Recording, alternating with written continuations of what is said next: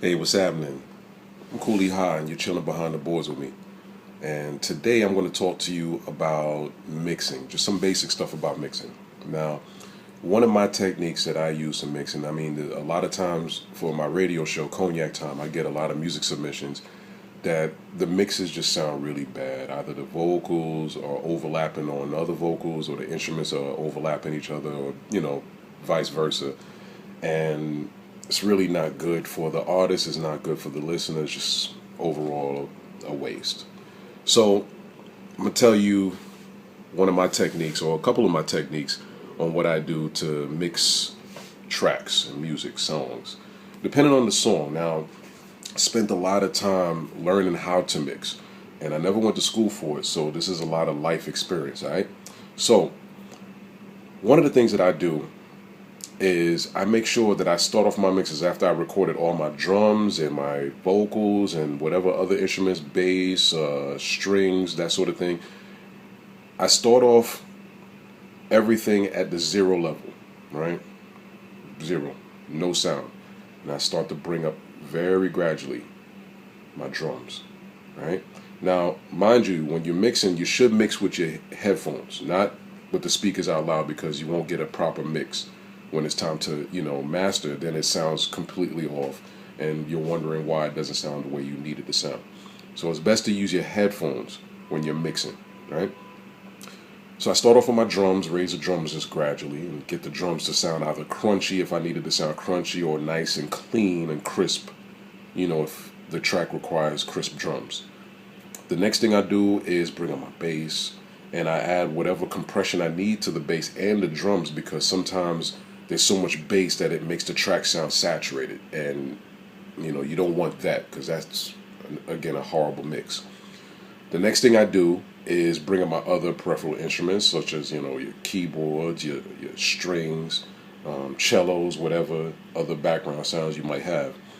And the last thing I do is work on my vocals, and I bring the vocals up gradually, and do whatever work I need to do with that. Now, one of the techniques that I use to make sure that I don't have that overlapping sound is the use of panning. And for those of you who don't know, panning is either moving your sound to the left or to the right.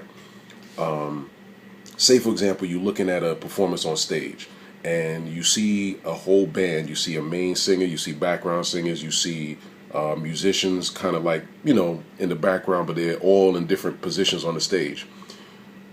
Now, you notice when you hear the music, it doesn't come at you from just one, main area. It comes from multiple directions. And the venue is what embodies that sound and makes it sound harmonious, which is why acoustics is important in a lot of venues too. So with the vocals, right, I pan those generally dead center. If it's some like main verses or main singer vocals and stuff like that, I would do that dead center. And then like whatever background vocals, I'll pan to the left or to the right or what have you, but never overlap the vocals, because then it just really doesn't sound clear, doesn't sound crisp, and a lot of times words are not as legible as you would like them to be on the final master. And then depending on the kind of song you're mixing, if it's, for me, for the rap records, I usually add a little more compression, a little more than normal, so that way every word is clear, especially when you have hard pumping tracks. You want the vocals to sound as clear as possible, right? And you want every word, even the words that are said low, you want that to be heard. So you add just a little more compression just to bring those words up and match them out to everything else you got in the mix.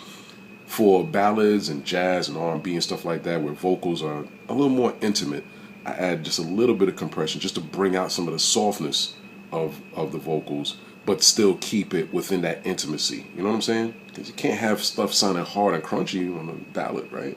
So those are some of my techniques on mixing. Next time I'll go into a little more technique on mixing, and I'll talk about mastering. All right?